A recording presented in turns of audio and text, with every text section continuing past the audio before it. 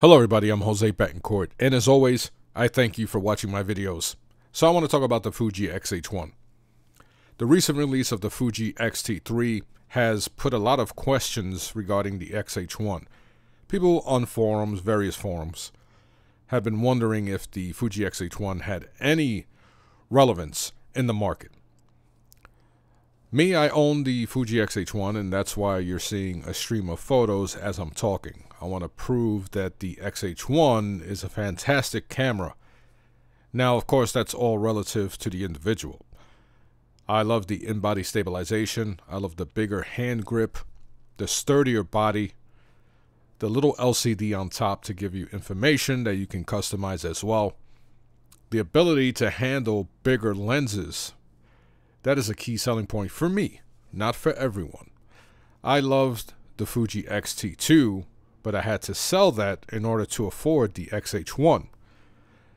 The X-T3 looks like a fantastic camera. I have been tempted to purchase one myself, but I am so satisfied with the Fuji X-H1, especially with its ability to handle bigger glass, such as the 90mm f2, which I own and I absolutely love. But let me explain what I mean by handling bigger glass, because I don't want people to assume that you can't use the 90mm or the 50 to 140, 100 to 400 on any other Fuji camera. You can, but Fuji specifically reinforced the X-H1 so that you can use mammoth glass, such as the newly released 200mm f2. And this is aimed more for professionals, and it's a professional body. It will take a beating and keep on ticking, and that's just as clear as I can state it. The X-H1 is, yes, a little bulkier than the X-T3, way bigger than the X100F, so it is for a niche crowd. And Fuji has come out and said that. InBody Stabilization comes in handy when I'm using vintage lenses from other manufacturers. Specifically, which is my favorite, the Nikkor 105 f2.5. That is a beautiful lens. It is heavy. It is made out of steel, all metal, not steel, but metal, and nothing but glass. And when I use it on the X-H1, because it has InBody Stabilization, I can record video or I can take low light photos.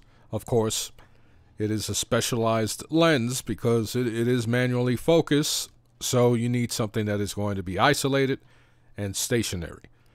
At least for me, the way I take my photos. So the InBody Stabilization just comes in handy for various things. Is it necessary? Absolutely not. If you're into video, yes, InBody Stabilization is going to help you immensely. But when I had the X-T2, I didn't worry about IBIS. I didn't necessarily need it. Some of the more popular lenses in the Fuji lineup have InBody Stabilization, so you can use that. For example, the kit lens, and I'm throwing up air quotes, the 18 to 55mm lens, it has InBody Stabilization, or iOS on-body, whatever they call it. It has stabilization. You can click it on and off. And it worked just fine on my X-T2 or my X-E2, which I have as a secondary body. So on my X-H1, I used the 16mm f1.4, which is my favorite lens in the Fuji lineup. Now, I don't own them all, but I own 4. I have the 16mm, the 35mm f1.4, the 60mm f2.4, and the 90mm f2. That's basically going to cover all of the focal lengths that I need. Now, I would love me the 50 to 140 or the 200 f2, but those are out of my price range right now, and it would be overkill because I can basically use the 16 to do most of what I need. And when I need to zoom in a lot more, I just take my 90mm or the aforementioned Nikkor 105. So there's a lot of use in that Fuji lineup with the lenses. They cover a lot of different focal lengths. And of course, when you hear somebody tell you that it's all about the lens, that is true. I have taken some incredible photos with my Fuji X-E2. The 35mm f1.4 is a very, very special lens. Now the autofocus is very slow, but when you get around that, it can take some magical photos. That vintage lens that I keep bringing up, the 105 f2.5, wow. The background is extremely beautiful. It's blurred out. It's, all the keywords everybody loves to use, creamy, buttery, whatever. It just looks beautiful. And it has a nice retro look to it. It's just hard to explain. So each of these lenses have different characteristics, whether they're vintage or brand new, currently released. So it's all about the lenses. So the fact that I have the Fuji X-H1 as my main body really is, there really isn't a factor or an advantage. It's just the way you use the camera. It's the way you use the tool. Now, people say a camera is a tool, and it all depends how you use that tool. Now, I work in the elevator industry. I'm an elevator technician. So I speak from firsthand experience when I say that if you give me an old wrench, it's not going to be as effective as a brand new speed wrench. So that old saying that the tool is only as good as the person using it, it's true to an extent. A brand new, newly released tool with more technology behind it can really help you speed things up. And I speak from experience. So the fact that the X-T3 has some newly implemented technology that the X-H1 does not have, it really does affect things, specifically with the autofocus. And a lot of people talk about the X-T3 and its autofocus system. They say it's incredible. Will it make the 35mm f1.4 faster? Not necessarily, but it will focus a lot faster, or maybe just slightly faster than my X-H1. It will definitely focus a lot faster than my X-E2, that's for sure. So there is a benefit to newer technology, and that's why a lot of us, we have, the gas, what they call gas. Gear acquisition anxiety, something like that. I'm sure somebody can tell me what gas stands for. And as someone who loves electronics, I'm always updating my phones, my tablets, my watches. I'm fully aware of wanting the newer and better thing. I'm guilty of that. But when it comes to cameras, I'm starting to learn that I don't necessarily need to jump to the next biggest and best thing. I love the Fuji system. I love their lenses. And to me, the lenses is what really carries their lineup.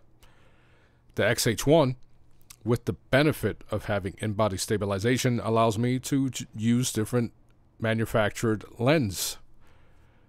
I plan to buy a few more Nikkor lenses, maybe some Canon, and that's going to give me more versatility in the way I shoot. Do I need them? Absolutely not, but the benefit of having InBody Stabilization is going to give me that benefit, whether I want to use them for video or take photos. So I love the Fuji X-H1. It's a fantastic camera. It's beefy, it's sturdy, it has a place in the Fuji lineup. Don't listen to people who are saying because of the X-T3 that there is no reason for the X-H1. If you're in the market to buy one, I really advise you to do so. Yes, the X-T3 is awesome, but so is the X-H1. And if you have huge hands like I do, you're definitely going to benefit a little more from buying the X-H1, because you're going to, especially if you're going to use any type of glass that is bigger than the 18 to 55 millimeter. The 16 millimeter, it's a big lens, It's all metal, so it has some weight. And that's when I decided to jump to the X-H1 after buying the 16mm. And I had it on my X-T2. And after a while, my hand would get fatigued from trying to balance it out. So I had to walk around with the battery booster grip on the X-T2. And after a while, I was like, you know what? I might as well get the bigger body, the bigger X-H1, if I'm going to walk around with a booster grip on my X-T2 all the time. So that whole size theory went out the window once I started using the booster grip on the X-T2. The X-T3 has a slightly bigger hand grip, but it pales in comparison to the size of the X-H1. So that's something that I took into account, and it's something that you should as well. Hand fatigue is legit. I don't like to walk around with a strap around my neck or my shoulder. I either use a wrist strap. On occasion, I'll use a Peak Design strap that goes across my chest, but I mostly like to walk around with the camera on my hand. And using the X-H1 in that big, comfortable grip, I rarely have hand fatigue. And it may not sound important right now, but trust me, if you're at an event and you're in hour 3 and you're walking around with a 90mm lens or a 16mm lens or 50 to 140, your hand is going to be fatigued. You're going to feel it. Trust me. So anyway, I hope you enjoyed the photos that were streaming throughout my plea as to why the X-H1 is still relevant in the Fuji lineup. The price is, I think, $200 lower than it used to be when it first released. I think I might have even seen it as low as $1,500 for just the body. Some places are still offering it with the booster grip, which comes with 2 additional batteries, depending on your region, of course. And yes, the X-T3 is about $1,400 or $1,300. I'm not 100% sure, but InBody Stabilization, the beefier body, it's something you have to experience on your own. And if you're invested in the Fuji lens lineup, the difference between the X-T3 and the X-H1 is not going to be significant where you're going to regret buying either or. Believe me, once you get used to these beautiful lenses, the body really is not going to make that much of a difference. But there is a need for the X-H1 in the Fuji lineup. Don't listen to people who say otherwise. And of course, this is all based on my opinion, my personal use and experience with the X-H1. So, as always, I thank you for viewing my videos. I'm Jose Betancourt, and I'll talk to you soon.